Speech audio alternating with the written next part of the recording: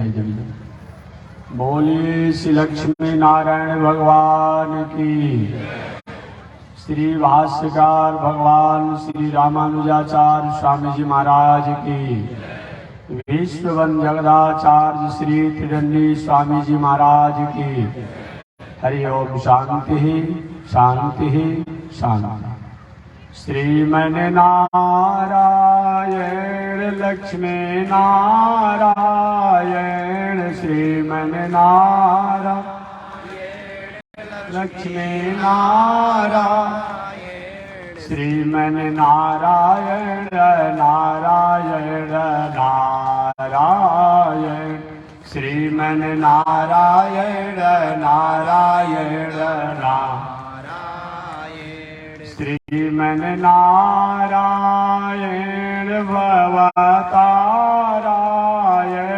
श्रीमन नारायण भवतारायण लक्ष्मी नारायण नारायण नारायण लक्ष्मी नारायण नारायण नारायण।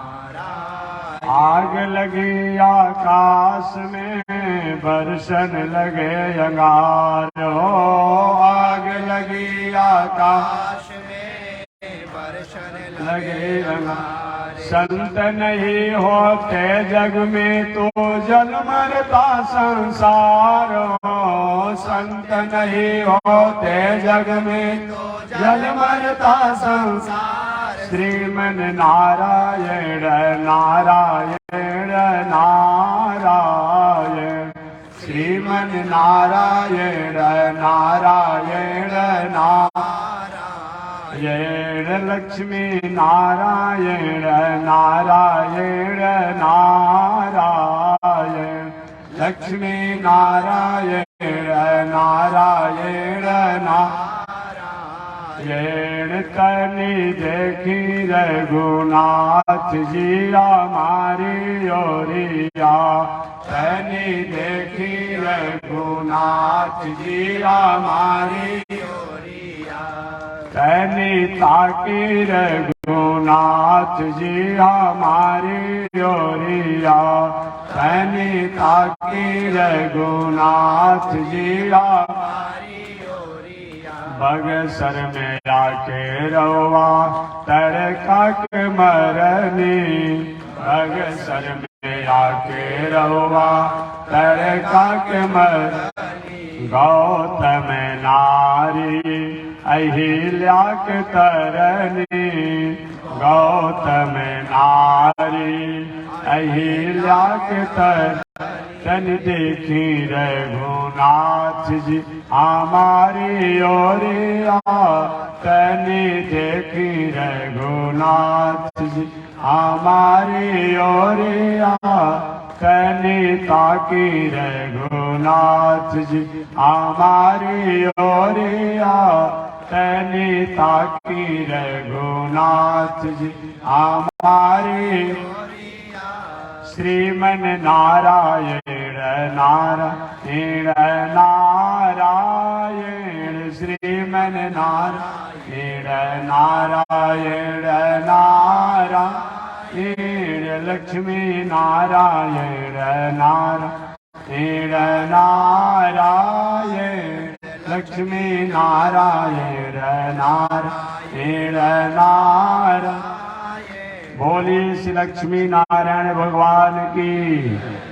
अनंताचार्य कृपया वेदांत द्वय पारगम रामकृष्णांग्रिसज भक्त विश्वक्षेण मुनिं भजे। कासायं यज्ञसूत्रं शुचिवपुषि तथा चोर्ध्वपुण्ड्रं च वाले। यस्यास्ते दक्षहस्ते कलिकुमतिगिरीन्द्रेन्द्रवज्रं त्रिदण्डम्।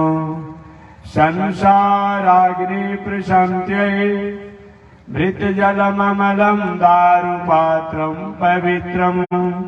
श्रीविश्वक्सेन सूरे पदकमलयुगम् श्रेयसे संश्रयामि लक्ष्मीनाथ समारम्भाम् नाथयामुनमध्यमाम् अस्मदाचार्यपर्यन्ताम् वन्दे गुरो परम्पराम् नारायणाय विद्महे वासुदेवाय धीमहि तन्नो विष्णु प्रचोदयात् महालक्ष्म्यै च विद्महे विष्णुपत्न्यै च धीमहि तन्नो लक्ष्मी प्रचोदयात् तन्नो लक्ष्मी प्रचोदयात्। परमाराध्य श्री लक्ष्मी नारायण भगवान प्रातः स्मरणीय पूज्य आचार्य श्री के जुगल चरणों में कोटिशः नमन। भगवत भागवत आचार्य कैंकर्य पारायण महानुभाव हरिद्वार की पावन भूमि से चलकर आए हुए माया मधुसूदन पीठाधीश्वर जगत गुरु रामानुजाचार्य स्वामी वैकुंठनाथ जी महाराज द्वारा आपने कथा श्रवण किया।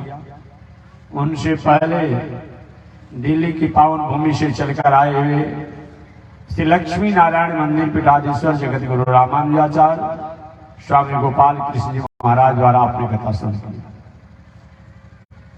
इन पावन भूमि पर मैं भी पावन कथा को निवेदन करते आ रहा हूं। मैंने निवेदन किया था कि कथा का मतलब भगवान के स्वरूपों को जाना जाए, भगवत स्वरूपों को जाना जाए, ईश्वर तत्वों को जाना जाए, भगवान तत्वों को जाना जाए, ब्रह्म तत्वों को जाना जाए, परमात्मा तत्वों को जाना जाए, राम तत्वों को जाना जाए, कृष्ण तत्वों को जाना जाए, नारायण तत्वों को जाना जाए, उसी का नाम कथा है। जिन प्रसंगों के द्वारा, जिन प्रसंगों में, जिन घटनाओं में, जिन इतिहासों में, जिन पुराणों में भगवान और भगवान के भक्त और भगवान के भक्तों का चरित्र जिसमें प्रतिपादन किया गया।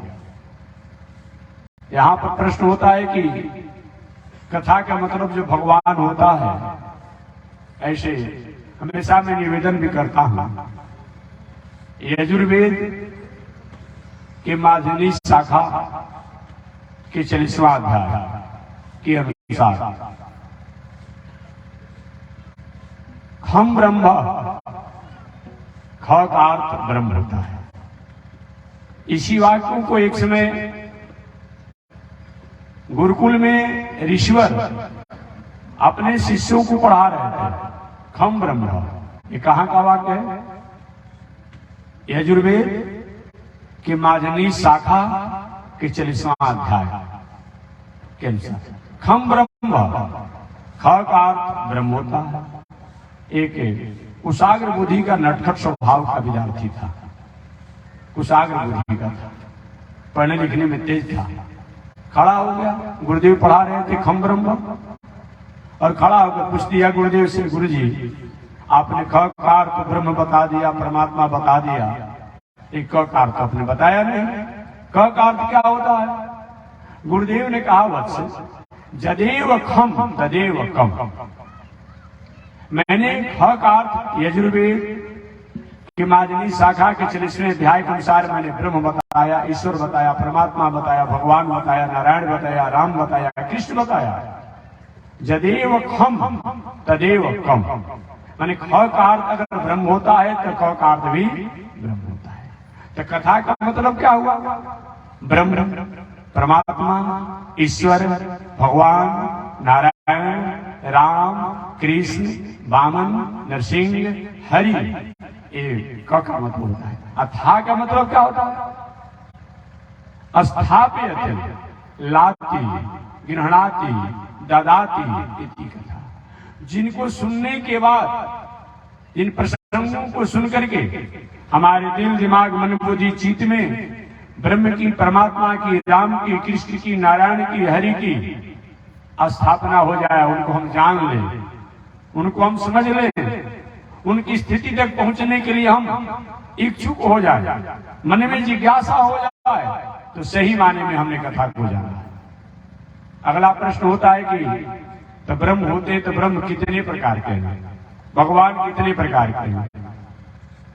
कल या परसों मैंने बताया था, विष्णु पुराण के अनुसार, वेद के अनुसार, उपनिषद के अनुसार मैंने बताया था कि जन्मादस्य जिनके द्वारा दुनिया में जो भी चहल पहल चहकता है उनकी कृपा के कारण है। दुनिया में जो भी हम सुन रहे हैं, देख रहे हैं, उनके कृपा के कारण है। दुनिया में जो भी ज्ञान है, प्रकाश है, वैभव है, ऐश्वर्य है, नेक है, इसका जो प्रणेता जो है, इसका जो आधार जो है, इसका जो अधेय जो है, उसी को ब्रह्म कहा जाता है, उन्हीं को परमात्मा कहा जाता है, उन्हीं को भगवान कहा जाता है, उन्हीं को ईश्वर कहा जाता है।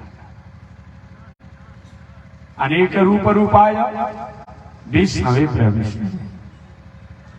प्रश्न होता है अगला कि कितने प्रकार के भगवान, कितने भगवान, 1 2 3 4 5 10 20 50 100, कितना?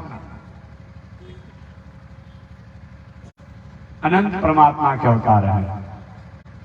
जब जब भक्तों की जैसी त्राण करने की, कृपा करने की इच्छा होती है भगवान को, और भक्त की जैसी पुकार होती है, उसी के अनुसार परमात्मा का अवतार होता है। उसी के अनुसार जैसे भक्तों की पुकार होती है, परमात्मा का वैसा ही अवतार होता है। याद रखिएगा, पुकार पर ही अवतार है। इसलिए कैसे हम तय कर सकते हैं कि भगवान कितने ही अवतार हैं? तय करना बहुत बड़ा मुश्किल काम है, परंतु कुछ गिने चुने भगवान के अवतार हैं, जो विशेष भक्तों के विशेष पुकार पर जो अवतार लेकर के विशेष कार्य किए हैं, उन्हीं को हम लोग कुछ गिनती के रूप में पुराणों में, वेदों में, शास्त्रों में अपने आप में गायन करते हैं। चाहे उनको 1008 अवतार के रूप में जान लें, जो विष्णु सहस्त्र नाम है, चाहे 108 नामों के रूप में जान लें, चाहे 24 अवतारों के रूप में जान लें, चाहे 10 अवतारों के रूप में जान लें, चाहे 4 अवतारों के रूप में जान लें, चाहे 2 अवतार राम और कृष्ण के रूप में जान लें, चाहे कृष्ण के ही रूप में जान लें। एक भगवान के भक्तों की जितनी बार पुकार, जैसी पुकार, जब जब पुकार, उतना ही भगवान का अवतार। ये बातों को भूलिएगा। अलग अलग युगों में आपने सुना होगा, यही तो हमारी विशेषता है भारतीय वैदिक दर्शन की। भारतीय वैदिक दर्शन की यही सबसे बड़ी उपलब्धि और विशेषता है कि भारतीय वैदिक दर्शन में जैसा पुकार गजेंद्र ने पुकार किया, हाथी था ना, केवल मनुष्य की पुकार पर। और दुनिया में जो भी दर्शन है, उनके यहाँ केवल मनुष्य की पुकार पर ही, उनके लोग फरिश्तों की पुकार पर ही आते हैं लोग। लेकिन हमारे यहाँ फरिश्ता पुकार करता है तब, दूत पुकार करता है तब, पूत पुकार करता है तब, सपूत पुकार करता है तब। जो पुकार करता है, उनकी पुकार पर परमात्मा को, ब्रह्म को आना पड़ता है। याद रखिएगा, इसमें देर नहीं करते हैं, वो आते हैं। गजेंद्र हाथी था, उसकी पुकार पर भी भगवान को हरि अवतार में आना पड़ा। नक्र ग्रस समुद्रितकरम ब्रह्मादयो भोसुरा रक्षन्ताहित दीन वाक्करणम देवेश शक्तेषु मां भयसीति तस् नक्र चक्रहनने, मां भयसीति तस् चक्र। कहते हैं कि नक्रग्रस्त एकमात्र केवल सूर्ण का अग्रभाग ही बचा हुआ था, पुकार रहा था गजेंद्र। नक्रग्रस्त समुद्रितकरम ब्रह्मादयो भोसुरा, विषम परिस्थिति में था। ब्रह्मा जी को आवाज लगाई गजेंद्र ने, महाराज आपको पितामह कहा जाता है, सृष्टि का सृजनहार भी लोग कह देते हैं, लेकिन आपका वह नाम और गुण आज कहाँ है? मैं इस संकट की विषम परिस्थितियों से गुजरते रहा हूं, मेरे पास कोई अब चारा नहीं बचने का है, आप मेरी रक्षा करें। पहले तो ब्रह्मा जी विचार करने लगे, 4 सिर है तो उसमें कान भी चारों तरफ होंगे, 4 सिर है तो 8 तो कान होने ही चाहिए, तो थोड़ी सी तो ब्रह्मा जी सोचने के लिए बात हो गए कि आखिर आवाज कहां से आ रही है, कहां से आवाज आ रही है। विचार करने लगे, और विचार जब करने लगे, लेकिन संकट में फंसा हुआ गजेंद्र विचार की सोचा कि अभी तक ब्रह्मा जी आए नहीं। गजेंद्र ने शंकर जी को आवाज लगाई, हे बाबा आप कैलाशवासी हैं, आपको अवघड़दानी कहते हैं लोग, आपको शिव कहते हैं, शंकर कहते हैं, आप भी नहीं आएंगे। शंकर जी विचार किया कि मैं चल तो सकता हूं, पुकारा है, लेकिन मैं कहीं जाने के लिए पहुंचू अपने आप इधर के इंद्र को पुकार देगा तो हमारी तो बेइज्जती हो जाएगी।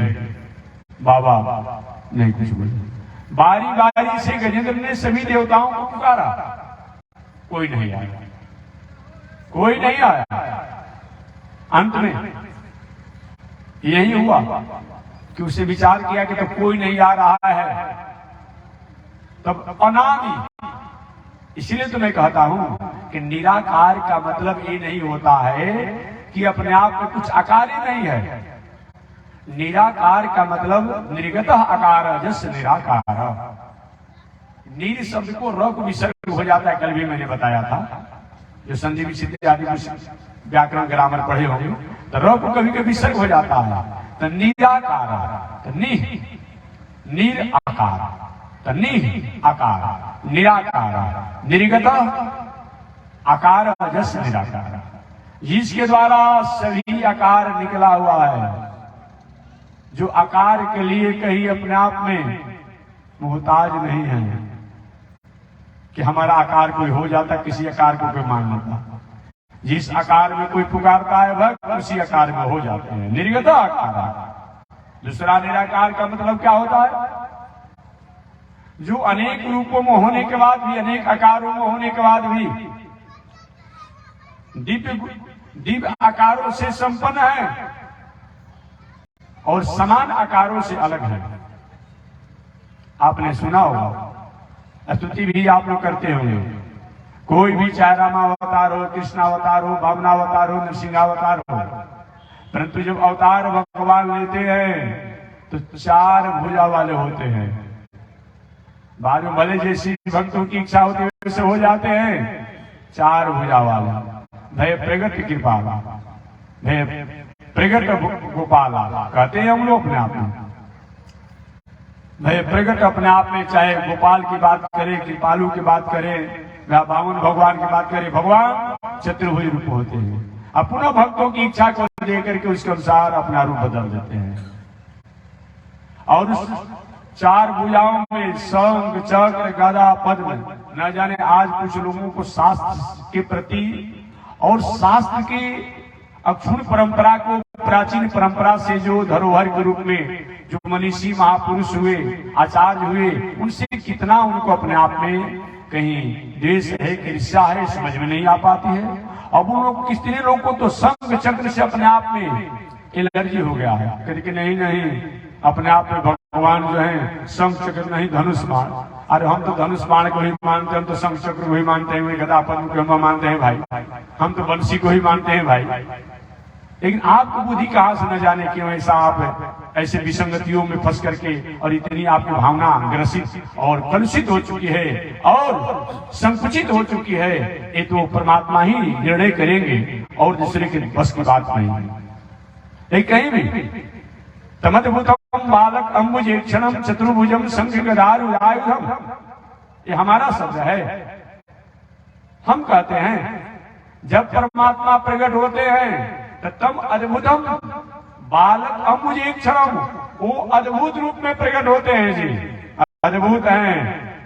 और बालकों के जन्म के बाद मार्किन मोटिया किसी वस्त्रों को उसको पहनाना पड़ता है, लेकिन ये बालक जब प्रकट होते हैं तब अद्भुतम, ये अद्भुत बालक है, पीताम्बर को पहने हुए प्रकट हो जाते हैं। और बालक जब जन्म के 2-4-10 दिन के बाद उनके सिर से बाल उगना शुरू होते हैं, लेकिन ये बालक जब जन्म लेते हैं तो घुंघराले बाल से संपन्न होते हैं। तमदमतम बालक अंबुज एक क्षणम, ऐसे बालक जो है अंबुज एक क्षणम, कमल नेत्र के, अपने आप में कमल के, जो कमल का फूल जो है इतना ही खिला हो, जो बहुत अधिक नहीं खिला हो, कम नहीं खिला हो, ऐसे सुंदर अपने आप कमल के फूल के समान जिनका नेत्र है। अंबुज एक क्षणम चतुर्भुजम, स्पष्ट बताया गया है, चतुर्भुजम शंख गदायुधायुधम, शंख चक्र गदा पद्म लिए। बाद में जैसा होता है अपने आप करते हैं, स्पष्ट लिखा हुआ है।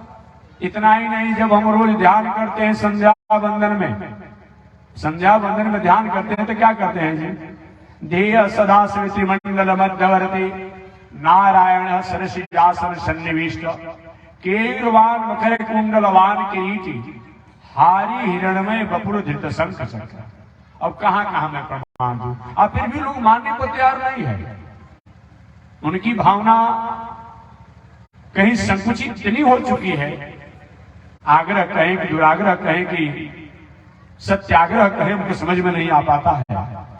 इतने शास्त्रों के प्रमाण होने के बाद भी जब कोई बात आती है तो अपनी संकुचित विचारों पर अड़े रहते हैं। ये होता है कि कोई नई जानकारी हो तो सुन करके, जान करके, पढ़ करके थोड़ा मान भी तो लिया जाए, सुन भी तो लिया जाए, लेकिन तो सुनना चाहते हैं, तो मानना चाहते हैं। न श्रोतव्यम न मंतव्यम सभायाम विजयी भवे, न सुनेंगे न मानेंगे, लेकिन मैं जो कहता हूं वही कहता हूं। कितने प्रमाण है भाई, बताइए ना। हम तो सबको मानते हैं, हम बंसी वाले को ही मानते हैं जी, बंसी वाले को मानते हैं, माखन वाले को मानते हैं, धनुर्धारी को भी हम मानते हैं जी, चक्रधारी को भी हम मानते हैं जी, कमल फूल वाले को भी मानते हैं। हम तो भाई सबको मानते हैं, क्योंकि अगर हमने किसी प्रकार के अपने बुद्धि में उन ब्रह्म और परमात्मा के प्रति थोड़ी सी भी अपना संकुचित विचार कर देते हैं तो शायद ब्रह्म तत्वों को, परमात्मा तत्वों को समझने में हमने अपनी कृपणता किया है बुद्धि का। शायद ब्रह्म को, तत्वों को, शास्त्रों को समझने की हमने बहुत जिज्ञासा नहीं किया है। इसलिए तो वेदांत दर्शन में निवेदन किया गया है, अथातो धर्म जिज्ञासा अथातो ब्रह्म जिज्ञासा। पहले धर्म की जिज्ञासा किया जाए, धर्म शास्त्रों में जो वाक्य है उनको पढ़िए, सुनिए, जानिए, समझिए, तब उसके बाद ब्रह्म की जिज्ञासा कीजिए। अगर धर्म की जिज्ञासा किए बिना ब्रह्म की जिज्ञासा करेंगे तो वही हाल आपकी होगी, हो रही है, होने की संभावना है, जैसे कि सती जी को हुआ। सती जी अगर समझी होती, सती जी अगर समझी होती कि वही अपने आप में साकेत लोक में रहने वाले भगवान हैं, जो आज दशरथ नंदन बन करके और समाज को उपदेश देने के लिए एक विरही का रूप बना करके हरिणियों से, मृगियों से, मृगों से, वनस्पतियों से, जलाशयों से, पहाड़ों से, पर्वतों से पूछते हैं, तुमने मेरी सीता को देखा है? पहचानने वाले तो पहचान गए, बाबा भूत भावन जी, शंकर जी कहे, हे प्रभु, भले आप आज विरही के रूप में घूम रहे हैं, तपस्वी के रूप में घूम रहे हैं, लेकिन मैं तो आपको पहचान गया। हमसे आप छुप नहीं सकते हैं, हमसे छुप नहीं सकते हैं। और उस भले विरही के रूप में रो रहे थे। अये भूत भावन शंकर जी, जय हो शैतानंद, जय हो अखंड, जय हो अविनाशी, प्रणाम कर रहे हैं। थोड़ा भी अपने आप में विचलित नहीं हुए भूत भावन शंकर जी। क्यों? कि भूत भावन शंकर जी ने धर्म की जिज्ञासा पहले किया है, धर्म तत्वों को पहले उन्होंने अनुशीलन किया है, परिशीलन किया है, स्वीकार किया है। तो धर्म का जो अनुशीलन, परिशीलन और स्वीकार जब करते हैं, चाहे वो ब्रह्म किसी भी रूप में हो, अपने आप में, चाहे विरही रूप में हो, जैसे भी हो, वो तो पहचान ही जाएगा। सती जी ने धर्म का अपना अनुशीलन नहीं किया था, परिणाम क्या हुआ कि साक्षात परमात्मा के सामने जाकर के और परीक्षा लेने लगे। इसलिए अथातो धर्म जिज्ञासा, धर्म की जिज्ञासा होनी चाहिए, और धर्म की जिज्ञासा ही हमारी ब्रह्म की जिज्ञासा का संपोषक है, पूरक है। अगर धर्म की जिज्ञासा हो गई तो ब्रह्म की जिज्ञासा अलग से करने की कोई आवश्यकता सकता ही नहीं है। जैसे आपने जल पी लिया तो प्यास बुझ जाए, इसकी अरमान आकांक्षा करने की कोई आवश्यकता ही नहीं है। आपने भोजन कर लिया तो ये अरमान आकांक्षा रखने की जरूरत नहीं है कि भूख हमारा समाप्त हो जाए। भोजन करेंगे तो भूख समाप्त हो ही जाएगी।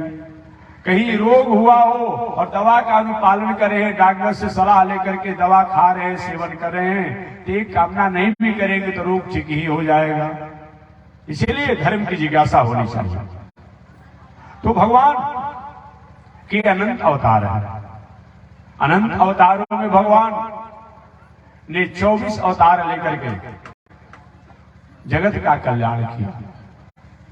उन 24 अवतारों में भगवान का प्रथम अवतार जो है आदिदेव नारायण का अवतार। इस सृष्टि का प्रथम अवतार है। नारायण का मतलब सृष्टि के प्रारंभ में भगवान नारायण ही थे, सृष्टि के मध्य में भगवान श्रीमन नारायण ही बचते हैं, रहते हैं, और सृष्टि के अंत में भगवान नारायण ही रहते हैं। याद रखिएगा, वही रहते हैं, इसलिए उनका नाम नारायण है। और किसी में हम आरोपित करते हैं, लेकिन यहां आरोपित नहीं किया जाता है। याद रखिएगा, जैसे हम लोग आरोपित क्या करते हैं, इस कन्या का मुख जो है, चाहे कन्या जो है चंद्रमुखी है, तो चंद्रमा और कन्या दोनों अलग हैं। एक तुलना किया जाता है कि जैसे चंद्रमा की चांदनी और चंद्रमा की गोलाई है, उसी के समान एक कन्या के मुख की गोलाई है। जैसे चंद्रमा की चांदनी द्वारा लोग शीतलता को प्राप्त करते हैं, उसी प्रकार से कन्या जो है, इसका वाणी व्यवहार जो है परिवार के लिए शीतल प्राप्त कराने वाला है। बस चंद्रमा की चांदनी और चंद्रमा और कन्या अलग, उपमा अलग होता है। याद रखिएगा। तो और जो है अवतार, उसमें हम अपने आप में मानते हैं कि ये नारायण के अवतार हैं, ये महाविष्णु के अवतार हैं, ये विष्णु के अवतार हैं। लेकिन नारायण तो सब अपने आप आरोपित करने को आवश्यकता ही नहीं पड़ती है, आवश्यकता ही नहीं पड़ती है। क्यों? नारायण का मतलब ही होता है नार माने नित्य। दुनिया में जो भी नित्य है वो सभी के ऐन और कारण जो हैं, आधार अधेय प्रणेता जो है, उन्हीं को नारायण कहते हैं। नार कहा जाता है अज्ञान को भी। जो अज्ञान को दूर करने में समर्थ हो, सक्षम हो, उनको भी नारायण कहते हैं। नार कहा जाता है ज्ञान को। जो ज्ञान का आलय जो है, उनको भी नारायण कहते हैं। कल मैंने कालिदास से परसों दिन में निवेदन किया था कि कालिदास जी जब तक उनकी कृपा नहीं भगवान श्रीमन नारायण की रही, तब तक दुनिया के लोग के सामने निकम्मा लगते थे। कि वही भगवान श्रीमन नारायण ने कृपा जब कर दिया तो कालिदास हो गए। आज उनकी काव्यों पर बड़े बड़े विद्वान जो है रिसर्च करते हैं। यही है, उन्हीं का नाम नारायण। ऐसे भगवान का प्रथम अवतार जो है आदिदेव नारायण का अवतार। ये आदिदेव नारायण का अवतार कब होता है? सबसे पहले ब्रह्मा जी, आप जान ले पहले कि ब्रह्मा 5 प्रकार की प्रलय होती है। 5 प्रकार की प्रलय होती है। एक तो नित्य प्रलय, आत्यांतिक प्रलय, कारण प्रलय, एक महाप्रलय, एक प्रलय। इस प्रकार से नित्य प्रलय का मतलब क्या होता है?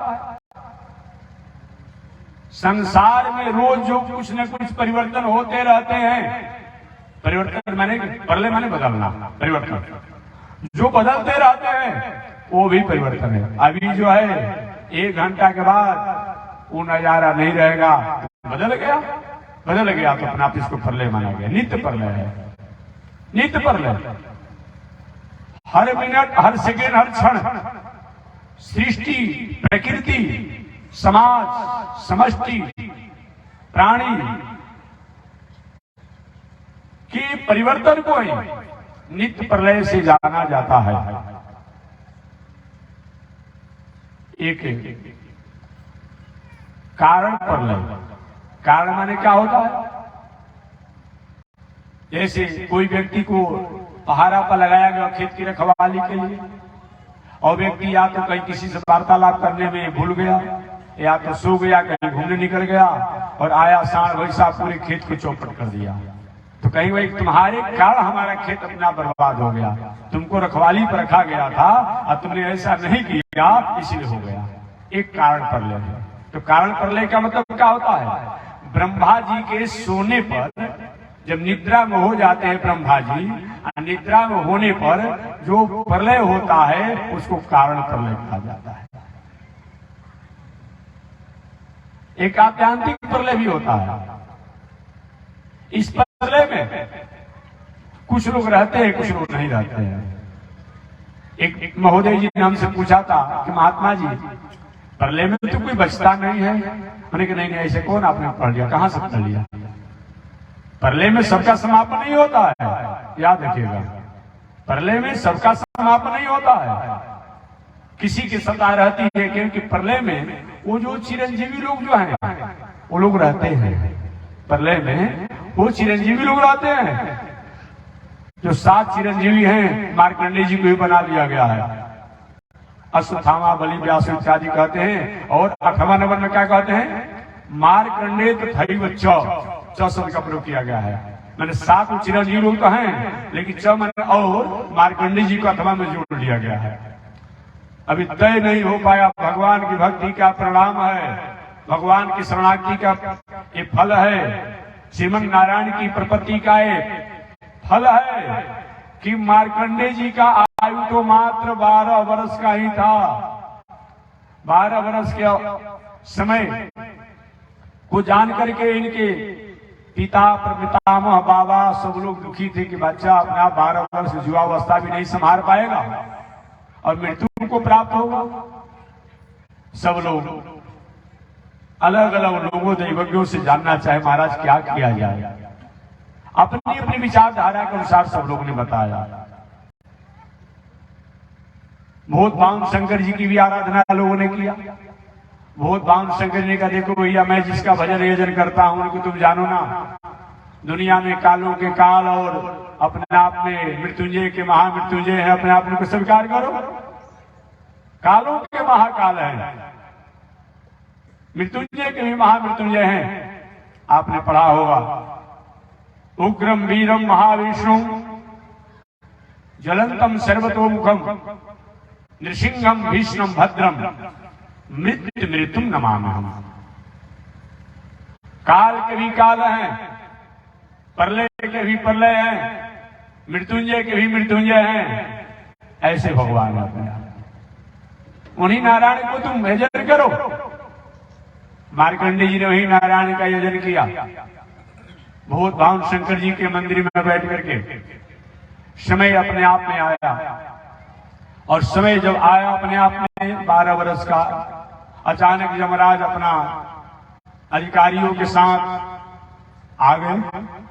जैसे कि किसी पर वारंट हो, कुर्की वारंट हो, या कोई प्रशासनिक कर्मचारी आ जाता है अपने आप में हथकड़ी और रस्सी लेकर के, तो कुछ लोग इधर भागते हैं, उधर भागते, उधर छुपते हैं। और मार्कंडेय जी देखिए अपने आप में यमराज को, तो देखने के बाद क्या कि भय से अपना बाबा भूत भान की पिंडी को पकड़ लिए। महाराज बचाइए, आपने तो कहा था कोई नहीं आएगा, ये तो यमराज आ गए। बहुत बावन शंकर जी अपना त्रिशूल लेकर वहीं खड़े हो गए। खबरदार, कैसे तुम्हारी हिम्मत हुई हमारे आने के लिए? बाबा, इनकी 12 वर्ष की आयु पूरी हो गई, अब इनको मैं ले चलने के लिए आया हूं। बहुत बावन शंकर ने 12 वर्ष किसकी? मनुष्यों की आयु से, कि ऋषियों की आयु से, कि देवताओं की आयु से, कि हमारी आयु से, कि ब्रह्मा जी की आयु से? कौन सी आयु से? अभी तय नहीं हो पाया है। इसीलिए मार्कंडेय जी अपने आप अभी चिरंजीव में बने हुए हैं। इसलिए मार्कंडेय तो था ही बचा, 8वां चिरंजीव में नाम ले लिया गया। अभी तय, अगर ऐसा वरिष्ठर हो, वकालत करने वाला हो, वकील हो, तो बहुत बड़े जुल्मी अपराधी को भी अपना बचा लेता है। साहब, इनके द्वारा अपराध हो चुका है, लेकिन इनका नियत नहीं था, इनका नियत नहीं था। किसी के भटकाव में आकर, भड़काव में आकर के अब कहा सुनी में आकर के द्वारा हो गया, इनको कम से कम एक अपने आप को मौका दिया जाए। न्यायाधीश भाई चलो तुम कहते हो तो ठीक है, विचार करना हो जाता है। यही हुआ जी, भला भूत भावन शंकर जी जहां अदालत का काम कर दे, रजिस्ट्री का काम कर दे, कोई अपने आप में उसका कहीं मुलजिम बन सकता है? हो ही नहीं सकती है। इसीलिए तो श्री वैष्णव बनाते समय हमारे श्री वैष्णवाचार्य कहते हैं, भगवान की तरफ से वकालत करते हैं, हे प्रभु अगर आप अपराध देखेंगे तो किसी का दुनिया में कल्याण होगा ही नहीं।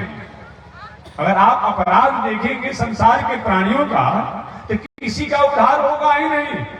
ऐसा कोई दुनिया में है क्या जो कोई कभी अपराध पाप नहीं किया हो ही नहीं सकती है, हो ही नहीं सकती है। एक वाल्मीकि रामायण, आध्यात्म रामायण का कौशंबी रामायण, लोमस रामायण, जो वशिष्ठ रामायण के माध्यम से मैं उदाहरण देकर तभी से प्रवेश कर जाता हूं। कोई दुनिया में ऐसा नहीं है जो पापी नहीं है, याद रखिएगा। एक घटना उस समय की है जिस समय दुराधर्ष वीर लंकेश रावण का समापन हो गया था। हनुमान जी महाराज उछलते कूदते, और भी जो बड़े बड़े वीर थे लंकापुरी के, राक्षस मारे गए थे। हनुमान जी उछलते कूदते हुए गए और जाकर भगवान श्री राम को प्रणाम किए। भगवान श्री राम ने कहा, हनुमान आज तो बहुत कौतूहल और आनंद में हो, खुशी में हो, हर्ष में हो, क्या बात है? प्रभु इससे बड़ा हर्ष हमारे लिए हो क्या सकता है? वह दुराधर्ष रावण जो युगों से किसी द्वारा अवध था, वह दुराधर्ष रावण चला गया, उसका भाई कुंभकर्ण समापन हो गया, और भी जो राक्षस से उनका भी दमन हो गया। ऐसे आनंद की अवसर पर मैं खुशी और आनंद न करूं तो क्या करूं? भगवान ने तुमने अच्छा सुनाया, चलो। लेकिन बड़ा आदमी जो होता है ना, जानने के बाद भी दूसरे से सुनना चाहता है, याद रखिएगा। जानने के बाद भी दूसरे से सुनना चाहता है। और भगवान को पता नहीं है कि रावण का वध हो गया, कुंभकर्ण का वध हो गया, मेघनाथ का वध हो गया, अक्षय कुमार का वध हो गया। लेकिन नहीं, अपने से जानकर के उतना आनंद नहीं आता है जितना दूसरे द्वारा जानकर के आनंद को प्राप्त किया जाता है। ये पहले की परंपरा रही है। अब हनुमान जी द्वारा जान करके भगवान श्री राम को, भैया इतना सुंदर समाचार तुमने सुनाया, तो चलो जो तुमको मांगना है हमसे मांग लो। हनुमान जी ने कहा कि मांगता तो वो है जिसको करना नहीं आता है, करना धरना 9-22 खाली मांगते रहता है, वही मांगता है। बिन मांगे मोती मिले, मांगे मिले न भीख। आप नहीं पढ़े हैं, नहीं सुने हैं? बिन मांगे मोती मिले, मांगे मिले न भीख। अगर हम करते हैं तो मांगने की आवश्यकता नहीं पड़ेगी, मिल ही जाएगी। और करना धरना 9-22 मांगते रहेंगे, कुछ मिलेगा? नहीं मिलेगा, नहीं मिलेगा। इसलिए हम करें, नहीं मांगेंगे, हमें मिल जाएगा। हनुमान जी महाराज का मांगना क्या है? बिना मांगे तो अब सब कुछ मिल ही गया है, अब क्या मांगे? कुछ बचा है कि मांगे?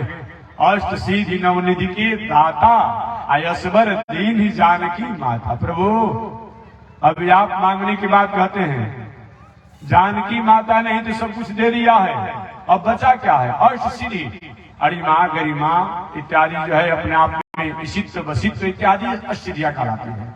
नवनिधि, निधि संपत्ति का सूचक है, धन का सूचक है अपने आप में। ये सब कुछ मिला हुआ है।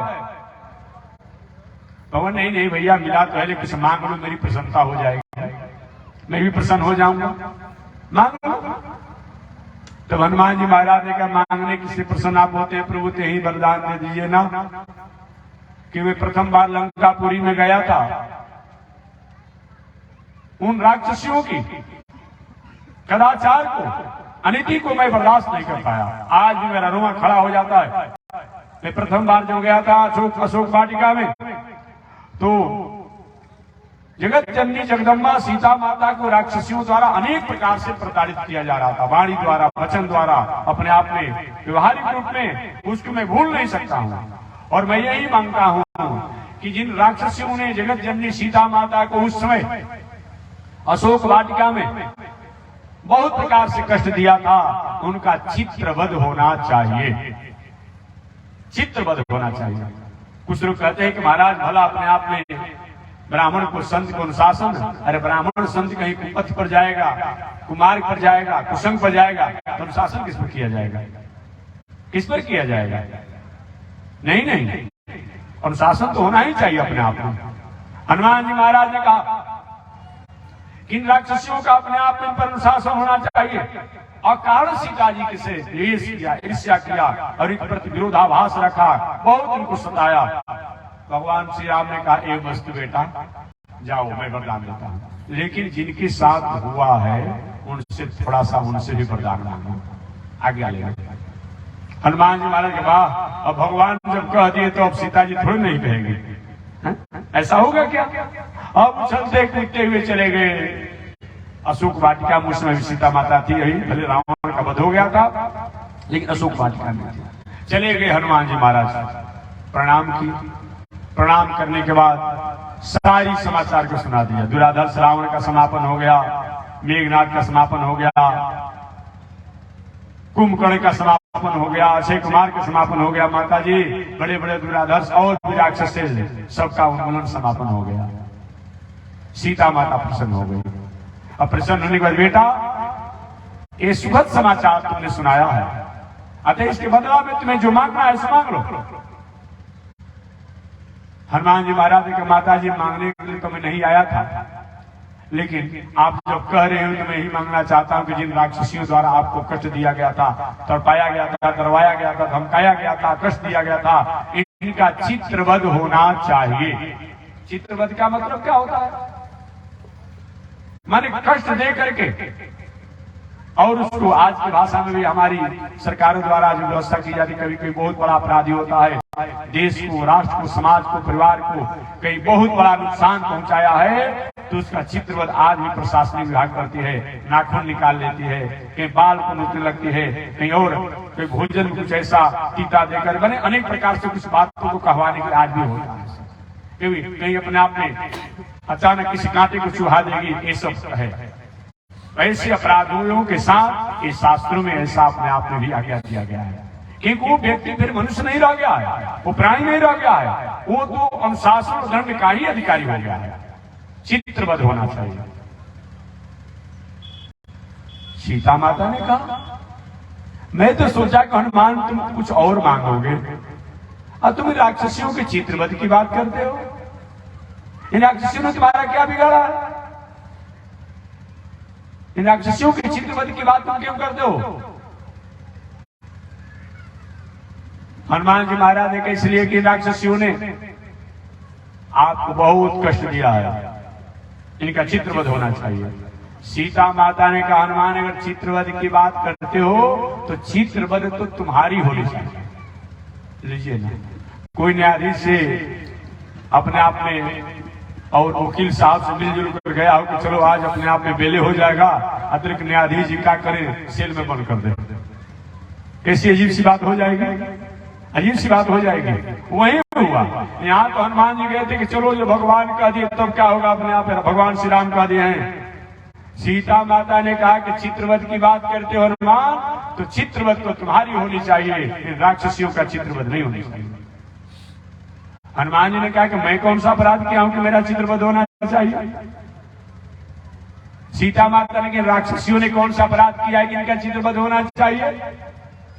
हनुमान जी ने कहा कि राक्षसियों ने प्रथम बार जब मैं आया था तो रावण के कहने से आपको बहुत प्रकार से प्रताड़ित किया था, अतः इनका चित्रवध होना चाहिए। सीता माता ने कहा हनुमान तुम्हारा चित्रवध इसलिए होना चाहिए, शास्त्र का ऐसा आज्ञा है। भले कुछ लोग ने भी प्रश्न किया था किसी बातों को लेकर के कि भाई अपने आप धर्म की बातों को, कानून को अवहेलना कर रहे हैं। ठीक है, कानून चलाने वाले सरकार चलाती है, न्यायाधीश लोग चलाते हैं और ये लोग चलाते हो, वकील साहब लोग चलाते हैं, लेकिन धर्म की बात भी तो है। अगर ऐसा नहीं करेंगे तो जितनी भी धर्म में शास्त्र में किताब कोई ऐसा बात है उसको हटवा दीजिए। अगर आप कानून को दोनों से चलता है ना, समाज ये धर्म ही तो कहता है मातृ देवो भव पितृ देवो भव। ये तो धर्म का है। कानून तो क्या कहता है? कानून में तो अपने आप कहता है कि बस कोई मतलब नहीं, माता पिता ने एंजॉय किया उनको अलग करो, तुम ही एंजॉय करो, अलग हो जाओ, ये तो कहता है कानून। यही किया जाएगा, यही किया जाएगा। अब वही जो लोग कानून बनाने वाले हैं, उन्हीं के बेटा जो परेशान करता है तो पुनः बाद में से नया कानून बना दो। नहीं नहीं, बेटा में बात का हक होना चाहिए। अब बाद में नहीं करते थे अपने आप में। जब उनको परेशान करने लगा बेटा ना, तो उनको पता चला कि नहीं नहीं, बेटा में भी हक होना चाहिए अपने आप में। जब परेशान होते हैं तब अपने आप में। तो भाई कानून की व्यवस्था को चलाना सरकार का अपने आप में मौलिक अधिकार होता है। शासन को चलाना, सरकार को चलाना, हमारे न्यायाधीश जी को चलाना। लेकिन धर्म का शब्द जो है भाई, उसको अगर क्या कहा जाएगा? कहीं ऐसा शब्द हो तो किस शब्दों में हम कहेंगे? बता दिया जाए। या तो कानून द्वारा जितने भी शास्त्रों में धर्मों में ऐसे वाक्य हैं उनको पहले कानून द्वारा हटवा दीजिए, तब न कोई बात किया जाएगा। हटवा दीजिए पहले अपने आप में, कानून द्वारा ऐसा कोई पास करा कर। शास्त्र में कोई ऐसी बात हो तो कहाँ ही जाएगा।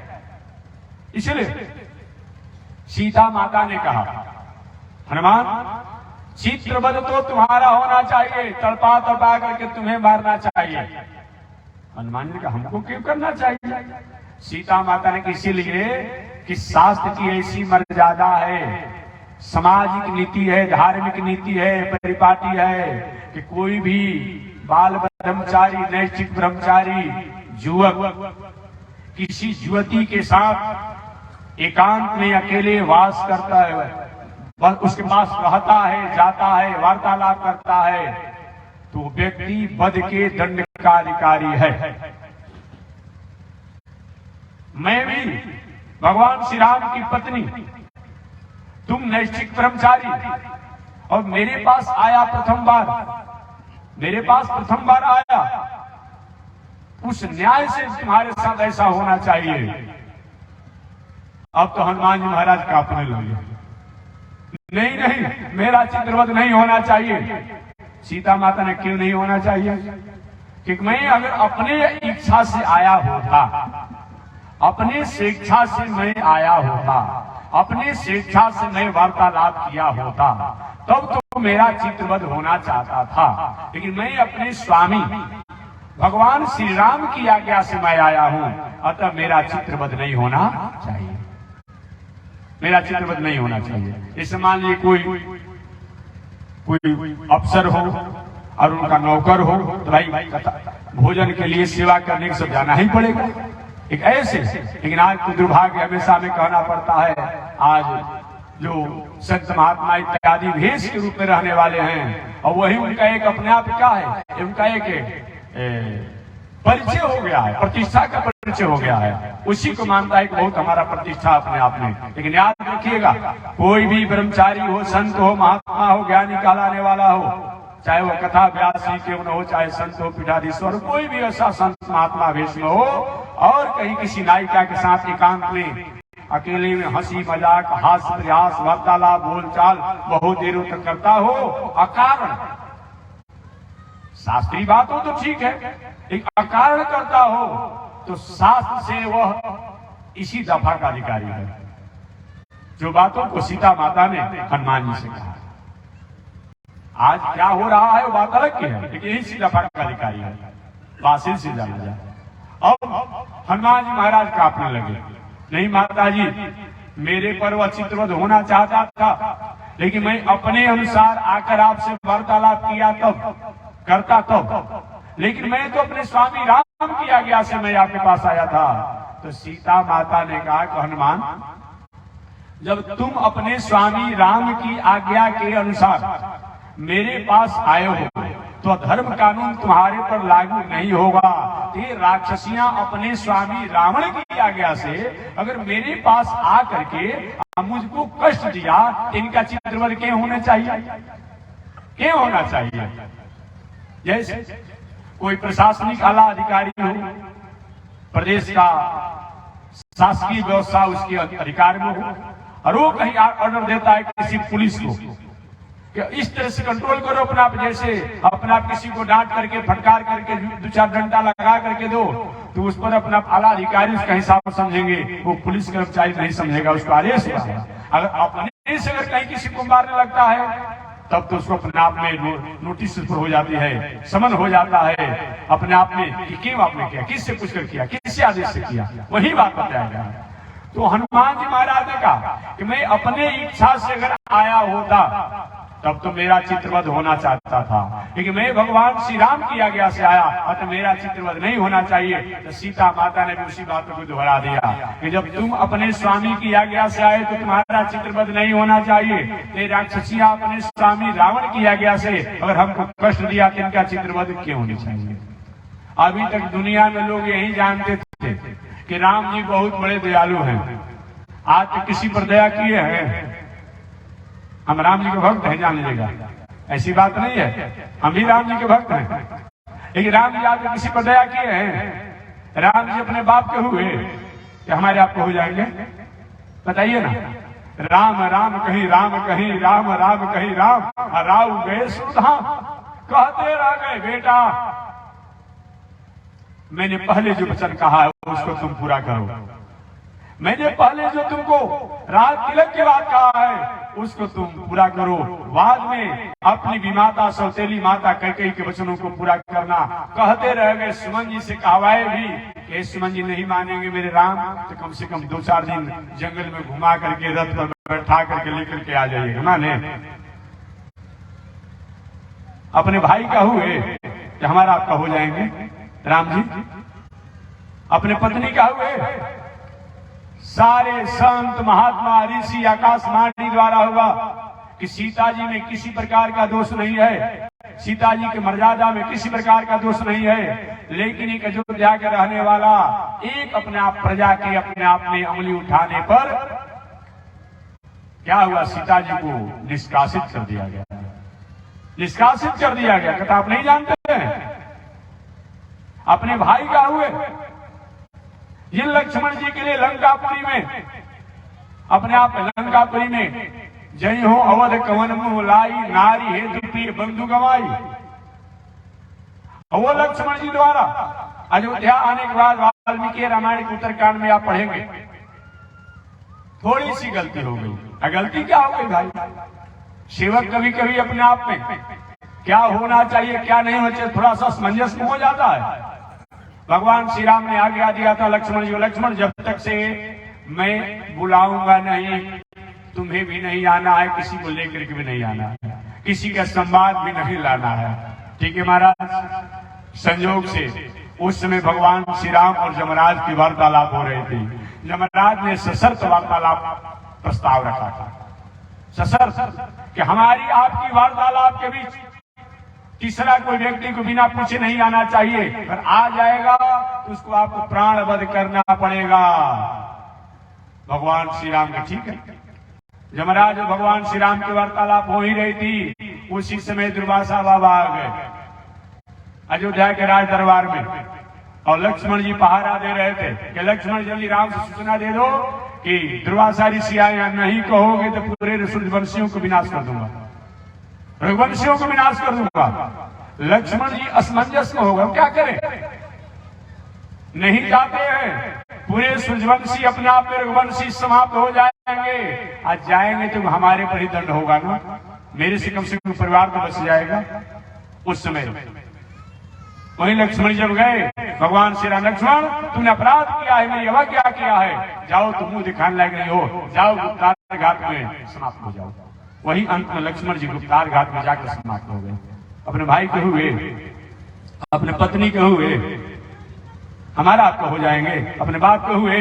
इसलिए मर्यादा वाला व्यक्ति जो होता है, न्यायाधीश जो होता है, राजा जो होता है, किसी बेटा का नहीं होता है, किसी पत्नी का नहीं होता है, किसी बाप का नहीं होता है, किसी भाई का नहीं होता है, किसी व्यक्ति का नहीं होता है। वो तो न्याय और अपने आप में मर्यादा का होता है। आज की बात अलग है कि अपना बेटा उसी दफा में फंस रहा है, उसको रिहा करा दिया जा रहा है, और दूसरे के बेटा जो निर्दोष उसी को फंसा दिया जा रहा है। एक बात तो अलग की है, लेकिन राजा जो होता है ऐसा नहीं होना चाहिए, नहीं होना चाहिए। यह ऐसा होता है तो भगवान श्री राम में देखा जाता है। भगवान श्री राम में देखा जाता है, ऐसे भगवान श्री राम। तो मैं निवेदन करना चाह रहा था कि इस तरीका से अपने आप में सीता माता की दयालुता के सामने राम जी की दयालुता जो है पसंगा पसेरी का अंतर हो गया। अभी तक दुनिया में लोग कहते थे कि राम जी बहुत बड़े दयालु हैं, अब तब पता चल गया आपको। एक तो दया भी की, अब तभी दया क्या किए जी? आपने जयंत जी का नाम सुना होगा, देवराज इंद्र के पुत्र हैं जयंत, नाम सुने होंगे आप लोग, सुने होंगे। एक तो देवताओं का राजा इंद्र जो है उनका पुत्र जयंत, गलती हो गई, गलती हो गई। राजा के पुत्र थोड़ा सा पद और में उन्मादी हो गए थे और जाकर के चित्रकूट में जगत जननी सीता माता और राम जी के बल की परीक्षा लेना चाहे। ठीक है, गलती हो गई। पूरी दुनिया में भगवान ने क्या किया? बाण छोड़ा। जैन जी दुनिया में घूमते रहे, कहीं शरण नहीं मिला। अच्छे लायर बलिस्टर वकील साहब नारद जी मिल गए। नारद जी ने कहा, जैन जी कहां घूम रहे हो? महाराज कहां घूम रहे हैं, अच्छे वकील को ढूंढ रहा हूं। बिना वकील साहब को भला जज साहब से कोई बात कर सकता है क्या? सुनने नहीं करेंगे, कहेंगे नहीं भाई हमारे पास बात मत करो, पहले किसी वकील को बुलाओ, किसी लायर को बुलाओ। उस समय के सबसे श्रेष्ठ अगर लायर कोई थे तो नारद जी महाराज थे। क्यों लायर नहीं थे? वकालत का काम भी करते थे, वरिष्ठी का काम भी करते थे, असंपादकीय काम भी कर लेते थे नारद जी। इतने बड़े उस कोटि के संत। वही नारद जी महाराज ने जैन से कहा, जैन ये बताओ अपराध कहीं दूसरे जगह हुआ हुआ, केस दूसरे जगह लेके जा रहे हो, कौन पुटअप करेगा? अब भारत का केस हो, अब विदेश में जाकर कोई अपने आप कहीं अपना आप कहीं करेगा तो होगा, उसका एक दायरा ना होता है भाई, दायरा सीमा होता अपने आप में। इसलिए जिसके द्वारा अपराध हुआ है, जिसके साथ तुम अपराध किए हो, उसके पास जा नहीं रहे हो, दुनिया में घूम रहे, कोई तुम्हारी रक्षा करेगा? महाराज तो वहां जाना पड़ेगा क्या? हाँ वहीं जाना पड़ेगा। वहां कैसे जाए? नारद तो हम है वकालत करने वाले, चलो। और क्या किए नारद जी महाराज? जयंत को लेकर के भगवान श्री राम के चरणों में गिरा दिए। पाही पाही, हे स्वामी मेरी रक्षा करें, मेरी रक्षा करें, मेरी रक्षा करें। अब जयंत जो ही अपने आप में गिरा भगवान के सामने, तो पैर कर दिया उनके सिर की तरफ और अपने आप में मुंह कर दिया उल्टा। जगत जननी सीता माता, इसीलिए तुमको माता कहा गया है। आदि शंकराचार्य जी ने भी कहा कि पुत्र को पुत्र हो जाते हैं, लेकिन माता को माता नहीं होती है। आज तो खैर माता भी तो माता होने के लिए संकल्प ले लिया है, वो बात अलग की है कि अपने गर्भ के बालक को अपने से तुम गर्भ में समाप्त करा दे रही हो। कितना बड़ा जघन्य पाप है भाई।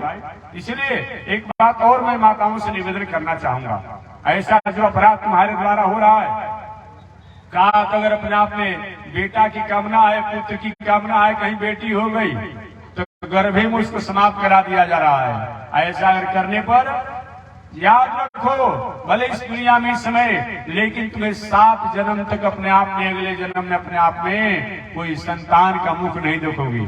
ऐसा मत करो, उसमें तुम्हारा दोष है। गर्भ का बालक का क्या दोष है भाई? गर्भ के बालक की हत्या करने पर 3 प्रकार का हत्या का दोष लगता है।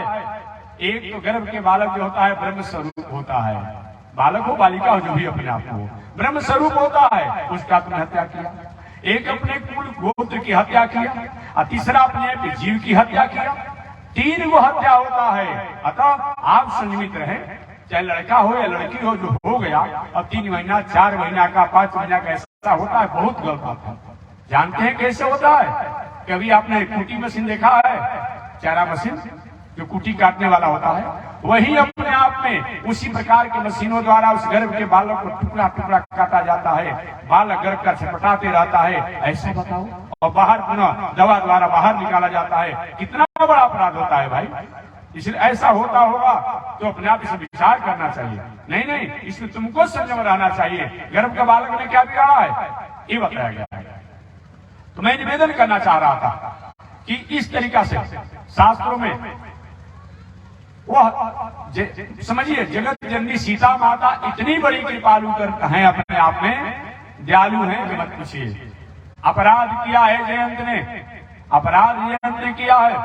अब फिर भी क्या सीता माता ने की, भगवान की तरफ अपने आप पैर फैला दिया था और सिर आगे कर दिया था। सीता माता ने क्या किया, उसके सिर को भगवान के चरणों में कर दिया और पैर उधर घुमा दिया। ऐसा वाला हो सकता है? आज छोटा बालक क्या करता है, माता ने सीता जी अपने आप में माता है। आज भी हमारी छोटी माताएं क्या करती है, छोटा बालक होता है 6 महीना का 3 महीना का, माता के आंचल में गोद में रहता है, दूध भी पीता है, कभी दांतें काट देता है। माता क्या कर फेंक देती है। कभी कभी तो लातों से माता के आंचल में प्रहार भी करता है छोटा बालक, फिर भी माता क्या, मेरा बेटा मजबूत हो रहा है। यही ना माता कहा जाता है। इसलिए आज शंकराचार्य जी ने भी कहा कि पुत्र कुपुत्र हो जाते हैं, बड़े होने के बाद वो भूल जाता है, बड़े होने के बाद वो भूल जाता है कि नहीं, जिस माता ने हमारे साथ ऐसा किया, अब जब भी श्रीमती जी आई, अब उन्हीं का मंत्र ले लिया, उन्हीं का चाबी ले लिया, उन्हीं का कुंजी ले लिया, उन्हीं का ताला ले लिया। जो देवी जी कहती है वही काम करेगा। पिताजी को अलग करना है, अभी कर देंगे। माता जी को अलग करना है, अभी कर देंगे। भाई को अलग करना है, अभी कर देंगे। कितनी बड़ी गलत बात है भाई। इसलिए इस पर विचार होना चाहिए। पुत्र भले कुपुत्र हो जाए, लेकिन कभी भी माता कुमाता नहीं होती है, ये विचार करना चाहिए। आज शंकराचार्य ने कहा, धन्य है जगत जननी सीता माता। सीता माता ने अपने आप किया और कहा, पाहि पाहि हरतारम, हे प्रभु, हे स्वामी, अरे यह देवराज इंद्र का पुत्र जयंत जो है आपकी शरण में आया है, रक्षा करे, रक्षा करे, रक्षा करे। भगवान ने अपने आप रक्षा भी किया। तो क्या क्या ठीक है, जब तुम कहती हो, देखिए मुदई और मुदाले, आज भी बिलर अगर अपने आप या तो अपने को सिलेंडर मान जाए, जिस पर अपने आप में मुदई, जिस पर केस हुआ हो, वो भी अपने आप वापसी ले ले, तो न्यायाधीश भाई जब तुम मिल गया तो हमारा क्या मतलब होता है, वो भी केस को वापस कर देते हैं। तो मुदई और मुदाले दोनों मिल गया।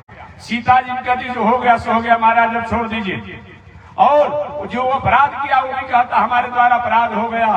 लायर साहब नारद जी कह रहे हैं कि प्रभु बस हो गया, अब इससे आगे कुछ करने की आवश्यकता नहीं है, मैं इसका गारंटी लेता हूं।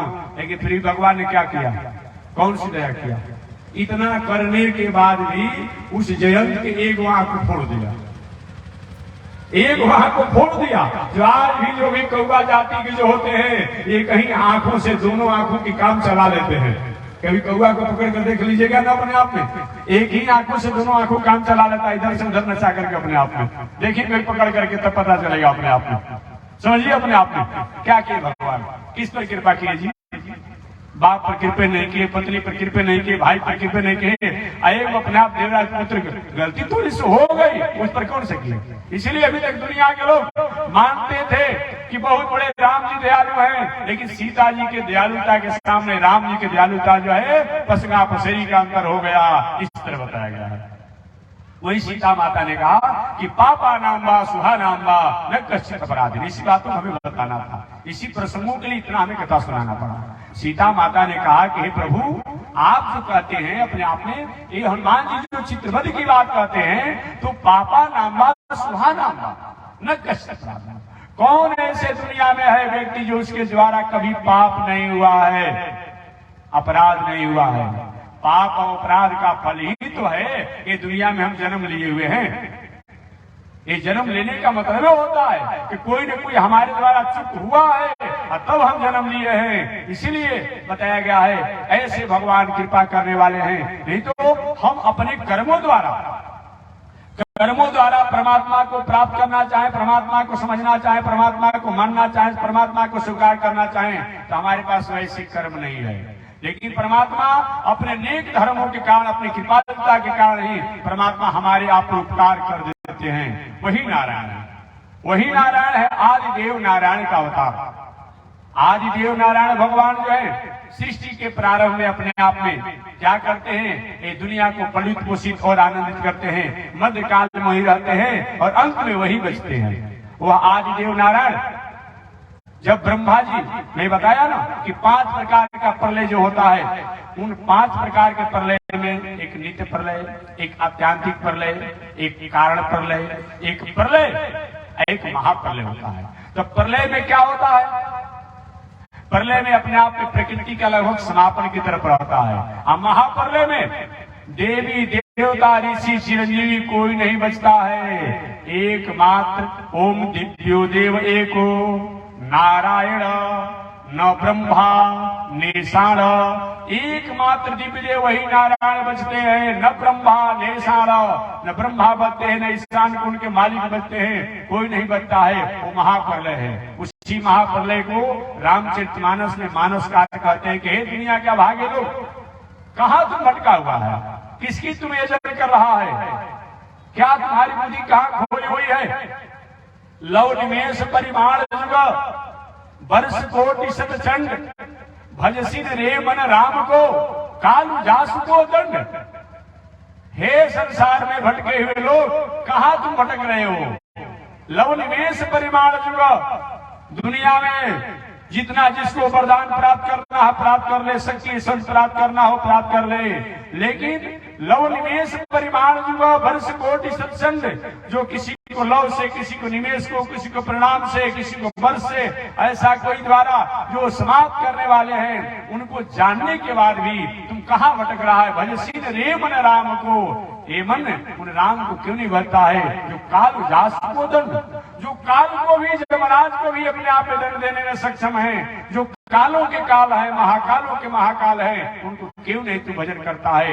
ऐसे वह आदि देव नारायण, वो सृष्टि के प्रथम अवतार हैं। जो वह उस समय आदि देव नारायण का जब अवतार होता है, उस समय कोई नहीं रहता है। हम भी नहीं रहते, आप भी नहीं रहते, ब्रह्मा जी नहीं रहते, शंकर जी नहीं रहते हैं, चिरंजीवी लोग कोई न रहते हैं, प्रकृति कोई न रहती है।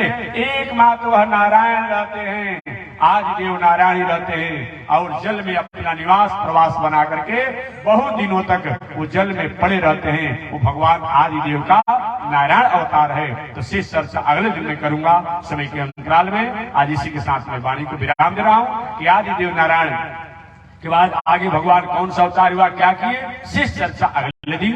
एक बार भगवान का नाम, श्रीमन नारायण लक्ष्मी नारायण, श्रीमन नारायण लक्ष्मी नारायण, श्रीमन नारायण नारायण नारायण, श्रीमन नारायण नारायण नारायण।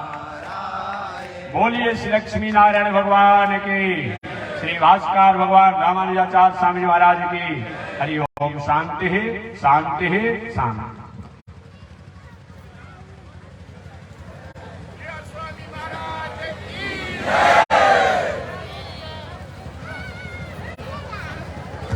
ओम चंद्रमा मनसो जात चक्षो सूर्यो अजायत, श्रोत्राद् वायुष प्राण समुखाद् निरजायत, श्रीश्रुते लक्ष्मी शवदन्यावो रात्रि पार्श्वे नक्षत्राणि रूपमस्मिनौ व्यातम्, ईश्वरे निघाणामो मयि घाण सर्वलोकं मयि घाण, काषायं यज्ञसूत्रं शुचिवपुषि तथा चोर्ध्वपुण्ड्रं च बाले, यस्यास्ते दक्षहस्ते कलिकुमति गिरीन्द्रेन्द्र वज्रं त्रिदण्डं, संसाराग्रे प्रशान्त्यै हृतजलममलं दारुपात्रं पवित्रं, श्रीविश्वक्सेन सूरे पदकमलयुगं श्रेयसे संश्रयामि। श्री लक्ष्मी नारायण भगवान की। हरि ओम। शांति शांति शांति।